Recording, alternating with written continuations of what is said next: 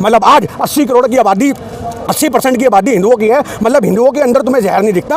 आप समझो इतनी बड़ी बड़ी हीरोइनी है, क्या वो सारी बम नहीं है, जहर नहीं है, तुम्हें उन्हें कुछ नहीं दिखता। तुम्हें आज सीमा हैदर में जहर है, 4 बच्चों की अम्मा में तुम्हें जहर नजर आ रहा है, स्वाद दिखता है, जहर आई है। उसका सगा साला वो बोल रहा है देवर जहर आई है, भाभी तो जहर है, तो खा के मर जाओ पूरा परिवार सालो। अगर जहर आई है तो बम आई है, बम आई है, वो फटकी तो पूरा हिंदुस्तान भुगतेगा, ऐसी बम आई है वो जासूस के रूप में। तो आप समझो कि ये हमारे देश की सूरत बन चुकी है कि इनको मुसलमानियों में जहर दिख रहा है, बम दिख रहा है, कत्ल दिख रहा है। ये अंधभक्तों का हाल है। पता होना चाहिए कि फेसबुक, ट्विटर, इंस्टाग्राम, आप इस पे मणिपुर के टैग लगा करके या हैशटैग लगा के कोई रील डालो, आपकी रीच कम कर दी जाएगी। और जो सही मायने में वो बेटी को नंगा किया गया, ये बेटी को नंगा करके नहीं घुमाया, ये सरकार नंगी हुई है, ये मोदी सरकार को नंगा करके घुमाया गया है। और बता दूं इतने गुस्से में है वहाँ की बहन बेटियाँ, इसलिए ये वहाँ पे जाना नहीं चाहते। इनको पता है कि लोगों का गुस्सा मेरे को झेलना पड़ेगा। आज प्रधानमंत्री की दाढ़ी के बाल नोच लेंगे वहाँ के बच्चा, क्योंकि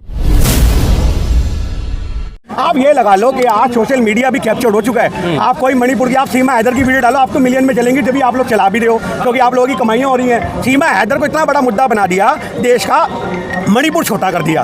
जहाँ पे लाशें जल रही हैं मणिपुर में, उसको छोटा कर दिया। 80 दिन से प्रधानमंत्री मौन बैठे थे और अब आंसू बहा रहे हैं। अरे ये कौन सा प्रधानमंत्री है जो कहता है मेरे आंसू पोंछो, मैं रो रहा हूँ, मैं तकलीफ में हूँ। अरे 80 दिन से मणिपुर के लोग रो रहे हैं, प्रधानमंत्री को चाहिए कि उनके बीच में जाता, उनके आंसू पोंछता, वहाँ का मुद्दा शांत करता। आपको पता होना चाहिए कि वहाँ के जो फौज के सिपाही हैं, वहाँ पर सेना के जो लोग हैं, उनके सामने बहन बेटियों की इज्जत लूटी जा रही है। आज देश की सेना पे भी सवाल खड़े होते हैं कि आप लोग भी नौकरी के लिए इतनी चूड़ियाँ पहन के बैठ गए। पर आज आपको पता होना चाहिए कि हमारे सेना के सिपाहियों का ये कहना है कि हमें ऑर्डर नहीं मिलते। अरे तो आज हमारे देश के अंदर मणिपुर जल रहा है, सरकार सोई हुई है, सरकार मर चुकी है। और जो सही मायने में वो बेटी को नंगा किया गया, ये बेटी को नंगा करके नहीं घुमाया, ये सरकार नंगी हुई है, ये मोदी सरकार को नंगा करके घुमाया गया है। ये जो राम राज्य की बात करते हैं, ये उसका सही मायने में उखाड़ हुआ है कि तुम राम राज्य ऐसा होगा क्या? ये 2024 में राम राज्य की बात करते हैं, ऐसा होगा राम राज्य जहाँ बहन बेटियों को नंगा करके घुमाया जाएगा। आज हमारे देश की ये सूरत बन चुकी है कि कोई भी अत्याचार होता है लोग खामोश हो जाते हैं, लोग टारगेट करते हैं। अगर हम मणिपुर की बात करते हैं तो लोग कांग्रेस वाले को छत्तीसगढ़ याद दिलाते हैं, राजस्थान याद दिलाते हैं, ममता को बंगाल याद दिलाते हैं। ये हमारे देश की गंदी राजनीति हो चुकी है कि अगर आपके खिलाफ कोई आवाज़ उठाएगा तो आप दूसरे राज्यों का जिक्र करोगे। ये हमारे देश के अंदर जो विपक्षी राजनीति कर रही है सरकार के साथ के लोग, ये किसी भी तरीके से बख्शी नहीं जाएगी। पर नेता क्या होता है? आज राहुल गांधी के अंदर महात्मा गांधी की आत्मा आ चुकी है। मैं आपको सही बताऊं तो जो महात्मा गांधी का प्रयास थे देश को बचाने के, आज वो वही प्रयास कर रहे हैं। पैदल चलते हैं मीलों मीलों, आपको पता होना चाहिए हजारों किलोमीटर चलते हैं, आज लोग गले लगाते हैं, उनके बीच में जाते हैं, आदिवासियों से मिलते हैं। यही एक देश का नेता होता है। मोदी जैसा नेता थोड़ी ना होता है कि आदिवासियों को भी आज किराए पे लेके आते हैं और बोलते हैं मुझे मालाएं पहनाओ। आज देश की आदिवासी प्रधानमंत्री बनाने से कुछ नहीं होता। आज देश के आदिवासियों को नंगा किया जा रहा है, उसके लिए आपने क्या किया? ये सबसे बड़ा सवाल है। प्रधानमंत्री भी तो लोगों से मिल रहे हैं, वो तो विदेश तक जा रहे हैं। देखिए मैं आपको बताता हूँ, ये विदेश ही जा सकते हैं, ये अपने देश में जूते पड़ने के हालात हैं। आज ये मणिपुर चले गए, लापता के पोस्टर लगे हुए हैं। आपको पता होना चाहिए थोड़े दिन पहले एक वीडियो आई है जिसके अंदर वहाँ पे लोग अपने रेडियो तोड़ रहे हैं, कह रहे ये तेरी मन की बात, और रेडियो के ऊपर लाते मार के बोल रहे ये रहा प्रधानमंत्री। आप समझो तो जिस लोगों के अंदर इतना एक सही मायने में गुस्सा है, अगर प्रधानमंत्री उनके सामने पहुँच गया तो ये वही वाली बात होगी कि धृतराष्ट्र ने मना किया था ना, धृतराष्ट्र को श्री कृष्ण ने कि भीम का पुतला भेज दो, भीम को मत भेजो। जब धृतराष्ट्र ने भीम के पुतले को गले लगाया तो पुतला छूट हो गया। ऐसी मणिपुर के लोग प्रधानमंत्री को गले लगाएंगे और प्रधानमंत्री वहीं ढेर हो जाएंगे। आपको बता दूं इतने गुस्से में है वहाँ की बहन बेटियाँ, इसलिए ये वहाँ पे जाना नहीं चाहते। इनको पता है कि लोगों का गुस्सा मेरे को झेलना पड़ेगा। आज प्रधानमंत्री की दाढ़ी के बाल नोच लेंगे वहाँ के बच्चा, क्योंकि मणिपुर में जो हिंसा हो रही है, आपको पता है नालियों में लाशें सड़ रही हैं। यार कोई मजाक हो गया? नालियों में लाशें सड़ रही हैं, आकड़ चुकी हैं, जैसे कुत्ते बिल्ली मरे पड़े होती हैं, वो हाल हो चुका है। आज बेटियों को फौजियों के सामने गोली मारी जा रही है। आप समझो, मैं आपको वीडियो दूंगा, आप लोग लगाना, बहन बेटियों को गोली मारी जा रही है फौजियों की बंदूक लेके, इज्जत लूटी जा रही है। 19 साल के भाई के सामने 21 साल की बहन का रेप नंगा करके घुमाया जा रहा है, प्राइवेट पार्ट को टच किया जा रहा है। और ये लोकतंत्र है, ये विश्वगुरु है? अगर ऐसा विश्वगुरु है, जिस विश्वगुरु के राज में बहन बेटे नंगी घुमाई जाती हैं, तो थू है ऐसे विश्वगुरु पे? आप समझो इस बात को। ये भारत की सूरत है क्या?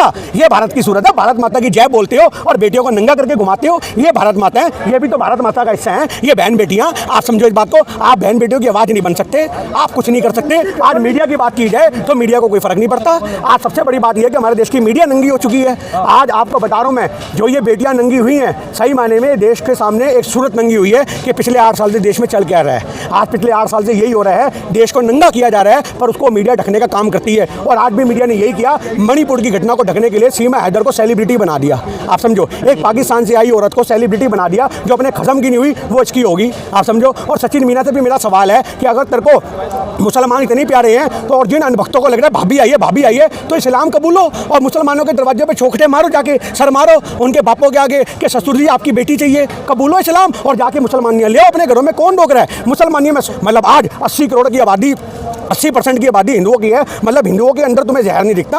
आप समझो, इतनी बड़ी बड़ी हीरोइनें हैं, क्या वो सारी बम नहीं है, जहर नहीं है? तुम्हें उन्हें कुछ नहीं दिखता? तुम्हें आज सीमा हैदर में जहर है, 4 बच्चों की अम्मा में तुम्हें जहर नजर आ रहा है। तो आज ये हमारे देश के अंदर मुद्दा है कि मीडिया, जो हमारे देश की मीडिया है वो बिल्कुल मर चुकी है, उनकी आत्मा मर चुकी है। अपने धर्म के परिवर्तन करा करके ये 2024 की तैयारी कर रहे हैं। उसने अगर हिंदू और जय श्री राम बोल देगी तो वो हिंदू हो गई। तो ये हमारे देश का एक गंदा माहौल बन चुका है कि सीमा हैदर को जान के इतना उठाया जा रहा है कि मणिपुर को दबाया जाए। गोदी मीडिया जिस तरह से दिखा रहा है, अभी सवाल ये भी सुरक्षा को लेकर, क्या नहीं होना चाहिए कि जांच एजेंसियां इन सब चीज़ों पर भी रोक लगाएं जो गोदी मीडिया दिखाना चाह रहे हैं? देखिए, गोदी मीडिया तो नकली मीडिया है, मैं आपको बता दूं। जांच एजेंसियों के ऊपर तो सवाल उसी दिन खड़े हो गए जब सीमा हैदर यहाँ पे आई। आप समझो, आज सीमा हैदर ने पोल खोल दी कि पुलवामा कैसे हुआ। आज ये अब लोगों को पूछने की जरूरत नहीं पुलवामा कैसे हुआ, ये सीमा हैदर ने बयान कर दिया कि जब मेरे जैसी औरत आ सकती है 4 बच्चों को लेकर के तुम्हारे देश की सीमा में, तो आप सोचो कि आतंकवादी जैसे 1.5 सियाने होते हैं तो वो कितने तरीके से आएंगे, किसी को पता भी नहीं लगेगा। तो ये हमारे देश की एक नेशनल सिक्योरिटी पे सवाल खड़े करते हैं बहुत सारे। और नेपाल जो हमारा जिनसे भाईचारा है उनसे भी हमारा सवाल है कि नेपालियों ने कैसे आने दिया। पर देश की बेटी से ज़्यादा ये जो 2 बेटियां, उनसे ज़्यादा ये बेटी कैसे हो गई? पाकिस्तानी है, ये कैसे प्यारी होगी? देखिए, मैं आपको बताता रहा हूँ, ये 2024 के इलेक्शन की तैयारी है। मैं आपको बोलता रहा हूँ, उन अंधभक्तों के आप मैसेज तो पढ़ो, कमेंट तो पढ़ो। मतलब हम रील बनाते हैं, सीमा हैदर ने ये किया, सीमा हैदर ने वो किया, हमें कहते चुप कर बे खालिस्तानी, चुप कर बे खालिस्तानी, हमारी भाभी है वो। वाह भाई वाह, बड़े पकौड़े पकवान बना के खिला दिए उसने, तुम्हारी भाभी है। सचिन मीना का बुरा हाल कर रखा है, वो कुछ बोलता है मुँह पे हाथ रखती है। कल तो आपने रिपब्लिक भारत में वीडियो देखी कि मुँह पे झापड़ तक मार दिया। अभी झापड़ मार रहा है, थोड़े दिन बाद उसके बच्चों की पोटी ऐसे करके धोता नजर आएगा। ये हाल है तेरा सचिन मीना, यही औकात है। और आपको बता दूं, पिछले इतने दिन से इसके साथ में है ना ये सचिन मीना, और वो ही जानते होंगे अंदर के राज। ऐसे उंगली नहीं रखने दी होगी उसने, ऐसे उंगली भी उसे नौकर बना के रखेगी। उसको जो हिंदुस्तान की सीमा में घुसना था, उसको पता था कोई फुद्दू सा आदमी ढूंढूं, और ये सचिन मीना फुद्दू मिला, इसका सारा लेके वो यहाँ पे आ गई। अगर अब थोड़े दिन में सरकार रहमो करम में उसको नागरिकता देगी तो इसके भी लात पड़ेगी। उसके बाद वो दोबारा पबजी बोलेगी, खेलेगी, कहेगी मुझे अमेरिका भी पसंद है। ये हाल होने वाला है हमारे देश का। अच्छा, मणिपुर के मुद्दे पे वापस आते हैं। वहाँ पर राहुल गांधी जी को मतलब वहाँ पे जाने की परमिशन नहीं मिली, ना ही स्वाति मालीवाल को मिली। आप इसे किस तरह से देखते हैं? देखिए, आज राहुल गांधी एक नेशनल लीडर है। आज सही माने में इंटरनेशनल लेवल पे उनकी खबरें जाती हैं कि अगर राहुल गांधी वहाँ पे जाते तो इनको पता है कि बहुत सारे तरीकों से वो चीज़ हाईलाइट होती, पर वो गए क्योंकि वो जननेता हैं। स्वाति मालीवाल का आपने बोला, आज महिला से जुड़ी हुई वो एक संगठन चलाती हैं। तो आज सही मायने में ये काम तो सरकार को होना चाहिए कि आज तुम्हारे राज्यों में तुम्हारी सरकार पर उनके मुख्यमंत्री क्या बोलते हैं, ऐसी तो और भी घटनाएं हैं, इसके लिए क्या रोना? आप समझो, मतलब जो प्रधानमंत्री मुख्यमंत्री बेटियों के नंगे होने पर कह रहे हैं ऐसी तो बहुत सी घटनाएं और भी होती रहती हैं, तो डूब के मर जाना चाहिए। आप यह बात को याद रखो, इनसे इस्तीफे लो, जबरदस्ती इस्तीफे लो इनके घर के बाहर। मैं तो कहता हूँ जो लोग वहाँ पे, आपको पता है आग क्यों लगी है? क्योंकि वहाँ पे 2 जातियाँ हैं, एक कोकी जाति है और एक मैतेई जाति है। तो मैतेई जाति वालों को अब दिया जा रहा है, एसटी कोटे में रखा जा रहा है, जो कि कोकी जाति वाले बर्दाश्त नहीं करते। उनका संगठन मजबूत है, वो अपने आप को क्रिश्चियन मानते हैं और ये हिंदू मानते हैं। तो ये एसटी से जान के पाला फेंकवाया गया इनके बीच में कि इनको हम एसटी कैटेगरी में रखेंगे, ये वो कोकी जाति पर विरोध करेंगे, आग लगेगी, देश में हाहाकार मचेगी और हमारी राजनीति चमकेगी। अरे 2002 से लेकर के यही तो देखते आ रहे हैं। जब प्रधानमंत्री बैठते हैं गद्दी पे, 2002 में मुख्यमंत्री बन के गुजरात बैठे तो वहाँ दंगे हुए। आज हिंदुस्तान की गद्दी में बैठे हैं तो आपके सामने पूरी नंगा अवस्था है। तो आज सही मायने में ये प्रधानमंत्री फेल है। ये मुख्यमंत्री रहते हुए अपने राज्य को नहीं बचा सके, प्रधानमंत्री होते हुए देश नहीं बचा सकते। ऐसे लोग जब तक हमारे देश में प्रधानमंत्री रहेंगे और अंधभक्त इनको सपोर्ट करेंगे, आप देखो, मतलब आज राहुल गांधी ने देश के मुद्दे उठाए तो उनकी सदस्यता रद्द कर दी, जिसको लेकर आज हम मौन व्रत कर रहे हैं। यही तो मुद्दा है कि जो आवाज़ उठाएगा उसको टारगेट करो। जो आदमी बड़ा बन जाएगा देश में, जनता के बीच में, उसकी छवि को नीचे रखो।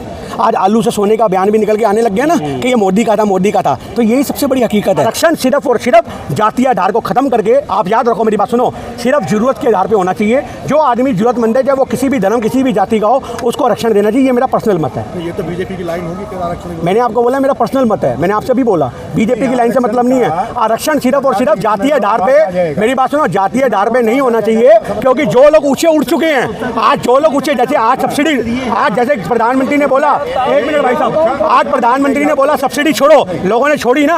आज प्रधानमंत्री ने बोला सब्सिडी छोड़ो, जो सक्षम हो, लोगों ने छोड़ी ना। तो आज एक ऐसी अपील होनी चाहिए, जो लोग सक्षम हैं वो आरक्षण छोड़ो। आरक्षण छोड़ने की अपील होनी चाहिए कि लोग अपनी खुशी से छोड़ें और जरूरतमंद लोगों को आरक्षण मिल सके। ठीक ठीक।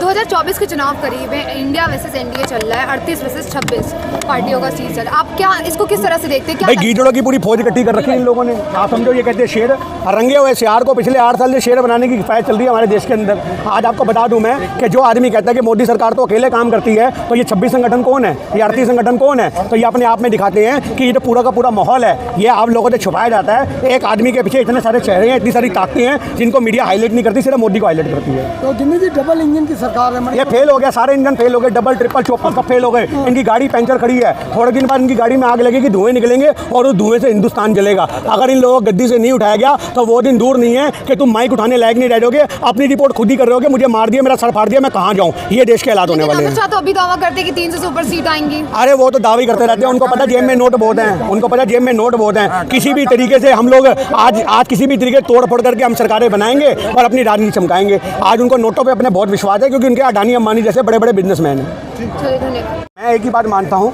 आरक्षण जातीय आधार पे होना ही नहीं चाहिए। आप समझो, आरक्षण सिर्फ और सिर्फ आर्थिक आधार पे होना चाहिए, क्योंकि जातीय आधार पे आरक्षण का कोई मतलब नहीं बनता। मैं अपना इंडिविजुअल ये मत दे रहा हूँ, क्योंकि आज आप समझो कितने आज आदिवासी समाज के, कितने आज जो हैं छोटी समाज के जाति के जो लोग हैं, आज बड़े बड़े अफसर बन के बैठे हैं। एक ज़माने में उनके लिए चेंज किया गया था, पर आज के टाइम में जो लोग गाँव देहात में रह चुके पिछड़े हुए, उनको आरक्षण दो। आज आरक्षण जो है वो सही मायने में लिमिटेड होना चाहिए, लोगों को छांट के होना चाहिए, कौन इसके लिए डिजर्व करता है कौन नहीं करता। मतलब हम जनरल कैटेगरी के हैं, हमारे 70% आएंगे तो हम कॉलेज नहीं जा सकते। आप समझो, हमारे 70% आएंगे, हम कॉलेज नहीं जा सकते, भले हम एक कमरे में रह के पड़े हुए।